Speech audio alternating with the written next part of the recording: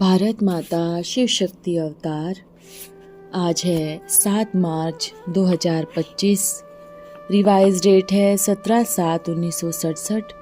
आज्ञाकारी बच्चे, यह एक रूहानी विश्वविद्यालय है। जो भी आते हैं उनको समझाना और रास्ता देना है।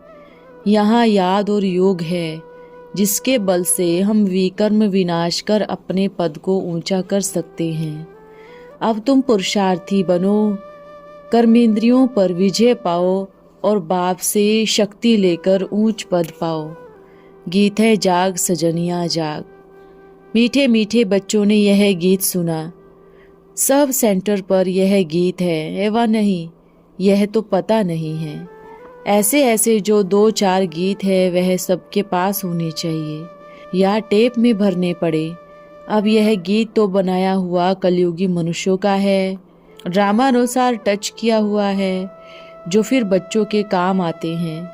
ऐसे ऐसे गीत बच्चों को सुनने पर नशा चढ़ता है। बच्चों को तो नशा चढ़ा ही रहना चाहिए कि अभी हम नई राजधानी स्थापन कर रहे हैं, रावण से ले रहे हैं। जैसे कोई लड़ाई है तो ख्याल रहता है ना कि इनकी राजाई हर कर ले वे, इनका गांव हम अपने हाथ में ले। अब वह सब तो हद के लिए लड़ते हैं। तुम बच्चों की लड़ाई तो है माया से, जिसका सिवाय तुम ब्राह्मणों के और कोई को पता नहीं है। तुम जानते हो हमको इस विश्व पर गुप्त रीति राज्य स्थापन करना है अथवा बाप से वर्षा लेना है। इसको वास्तव में तो लड़ाई भी नहीं कहेंगे। ड्रामानुसार तुम जो सतो प्रधान से तमो प्रधान बने हो सो फिर सतो प्रधान बनना है। तुम अपने जन्मों को नहीं जानते हो।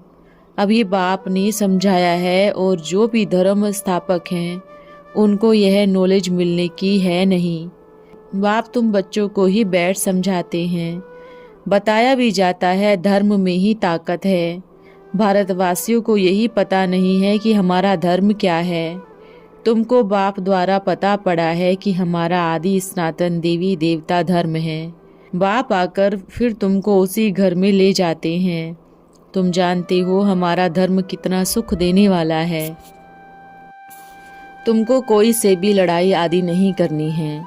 तुमको तो अपने ही स्वधर्म में टिकना है और बाप को याद करना है।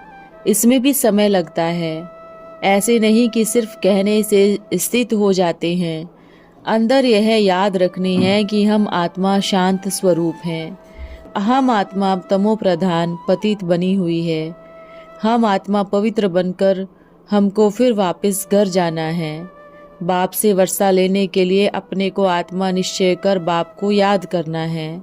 तुमको नशा चढ़ेगा कि हम तो ईश्वर की संतान हैं।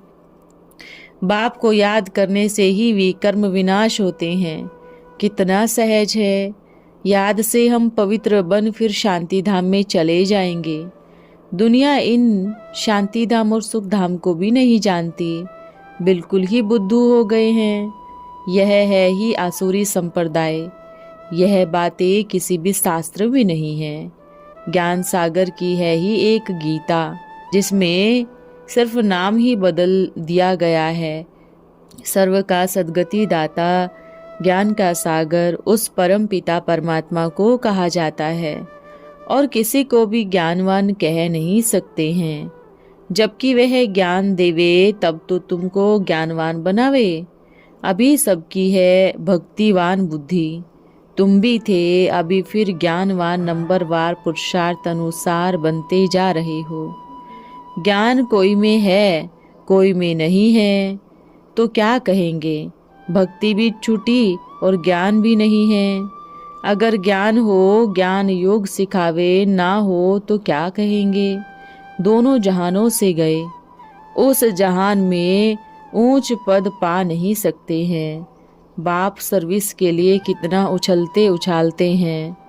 बच्चों में तो अभी भी वह ताकत नहीं आती है जो कि कोई को अच्छी रीति समझावे। ऐसी ऐसी युक्तियां रचे। भले बच्चे मेहनत कर रहे हैं, लेकिन वो अवस्था अभी तक आई नहीं है। गोपियों में भी कुछ ताकत है। गोपी तो फिर भी पढ़े लिखे हैं, पोजीशन वाले हैं। जिसने प्रोग्राम बनाया है, जोड़ा भी पढ़ा लिखा है, डबल का फोर्स हो गया। ऐसे ऐसे डबल फोर्स वाला युगल कोई अपने इस ब्राह्मण कुल में दूसरा है नहीं। ब्राह्मण मुट्ठी भर है, परंतु उसमें भी ऐसे युगल एक ही है जो कि गोपियों को उठा रहा है। उनको ख्यालात रहता है कि संगठन हो, इसमें युक्तियां निकाले कि सर्विस वृद्धि को कैसे पावे। माथा मार रहे हैं, बच्चियों में दम नहीं है। नाम भले शक्ति सेना है, परंतु पढ़ी लिखी हुई नहीं है। अगर थोड़ी भी पढ़ी लिखी है तो झट दे अभिमान आ जाता है। बाबा ने यह भी समझाया है कि क्रिमिनल आई बहुत नुकसान करती है। यह बीमारी बहुतों में है, इसलिए ही उछलते नहीं हैं। इसलिए ही बाप पूछते भी हैं कि युगल ठीक चल रहे हैं। जिस्मानी दल तरफ कितनी बड़ी बड़ी सेनाएं हैं, स्त्रियों का भी झुंड है, पढ़ी लिखी हुई है, उनको मदद भी बहुत मिलती है। तुम तो गुप्त हो, कोई भी नहीं जानते हैं कि यह बच्चियां क्या करती रहती हैं। तुम्हारे में भी नंबरवार है। गृहस्थ व्यवहार का बोझ सिर पर रहने से झुके हुए हो। ब्रह्मा के बच्चे तो कहलाते हो, परंतु यह क्रिमिनल आई ठंडी नहीं होती है। दोनों पहिए एक जैसे हो वह बहुत मुश्किल है। अब दिल्ली में संगठन करते हैं, बाबा भी समझाते रहते हैं। फिर सर्विस को उठाने के लिए बड़े बड़े म्यूजियम खोलो। स्थाई कोई धनवान भी तो भी उछलते नहीं, धन के भूखे हैं। बच्चा नहीं होता तो भी गोद में ले लेते हैं। उछल नहीं आती कि बाबा हम बैठे हैं, मैं बड़ा मकान लेकर देता हूँ। बाबा की नज़र दिल्ली पर है, क्योंकि दिल्ली है कैपिटल। बड़ों की बैठक को कैपिटल कहा जाता है। कैपिटल को जीता तो राजधानी भी सारी जीत लेंगे। पढ़ाई भी कैपिटल पर ही रहते हैं। दिल्ली है हेड ऑफिस। बाबा कहते हैं दिल्ली में जाओ, बहुत अच्छा म्यूजियम बनाओ। बाबा तो स्थान आदि देखते नहीं हैं, तुम बच्चे ही आते जाते रहते हो।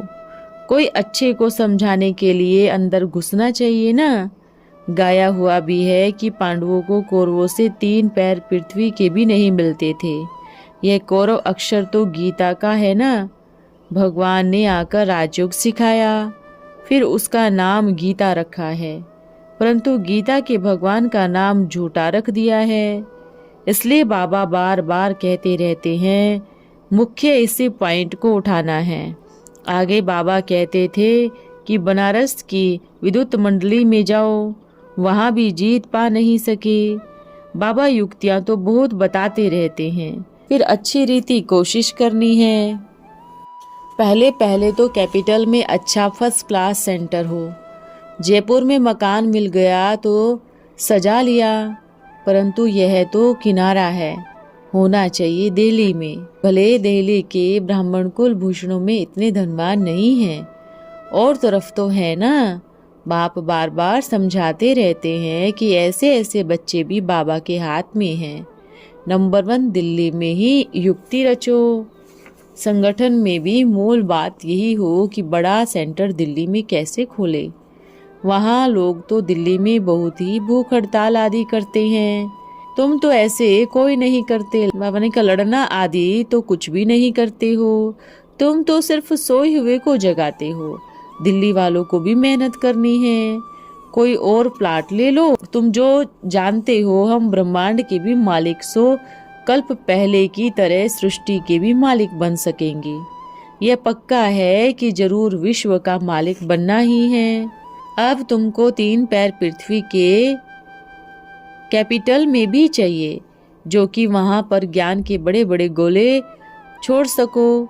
नशा चाहिए ना, परंतु ऐसी तो कोशिश ही नहीं करते। नशा आता ही नहीं। माया ऐसी है जो 1-2 में भी उल्टा लटका देती है।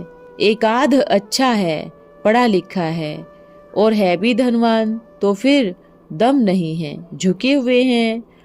धन के मोह में बच्चों के मोह में थोड़े से पुरुष है, सो भी नौकरी आदि में ही फंसे रहते हैं।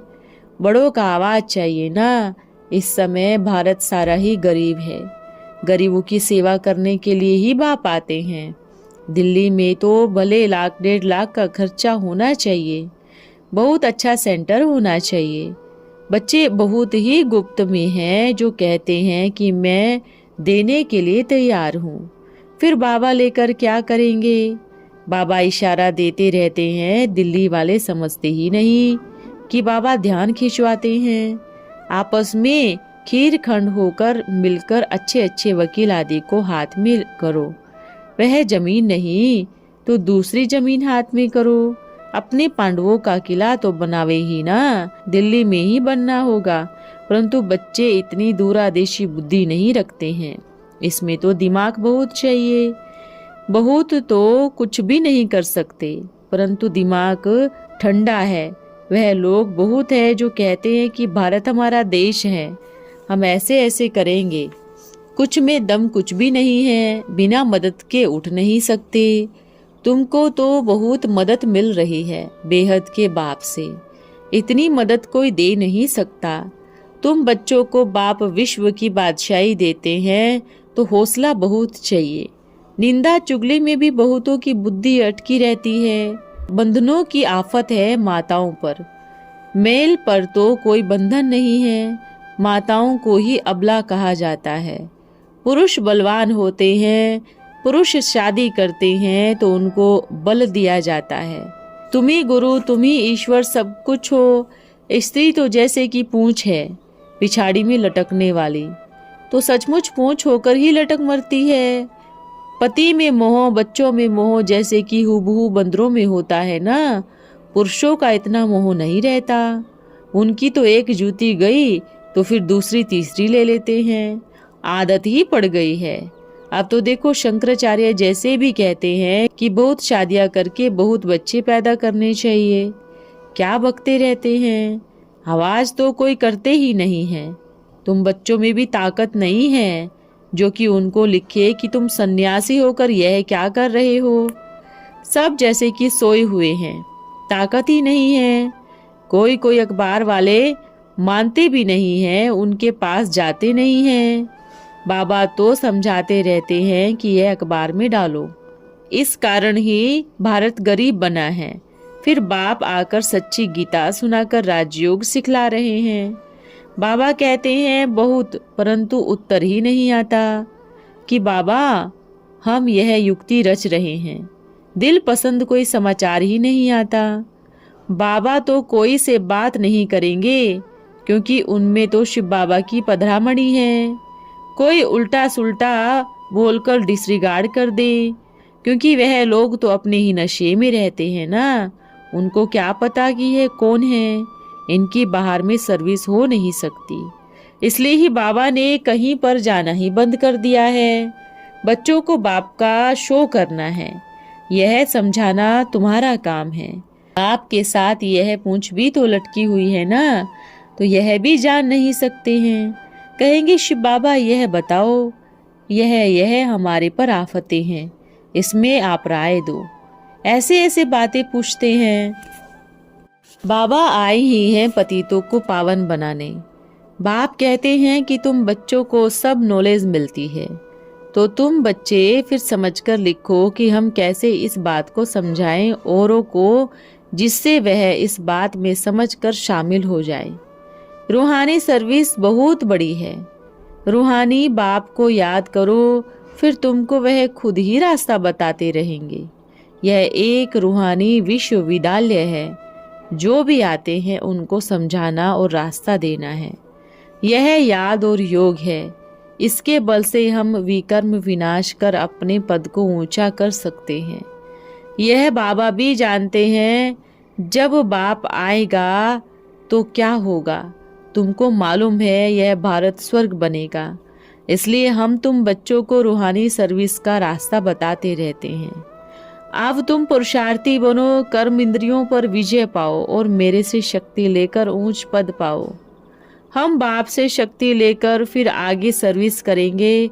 अच्छी कमाई करके हम उस कमाई को वापस सर्विस में लगाएंगे। तुम जानते हो कि आगे आगे क्या होने वाला है। हर एक आत्मा अपने कर्म अनुसार ही गति को प्राप्त होती है। तुम्हें मालूम है तुम हो मोस्ट प्योर एंड मोस्ट पवित्र आत्माएं। अच्छा, ओम नमः शिवाय। आज का वरदान है, रूहानी पढ़ाई में फुल पास भव। आप बच्चे अगर ज्ञान योग के सब टाइटल धारण नहीं किए हैं तो विश्व महाराजा व विश्व महारानी नहीं बन सकेंगे। पास विद ऑनर नहीं तो पास तो होना ही है ना। इस पढ़ाई में पास होने के लिए भी 75% मार्क्स चाहिए। ज्ञान और योग का चार्ट आप में 8 घंटे तो पूर्ण रूप में होना ही चाहिए। अच्छा, ओम नमः शिवाय।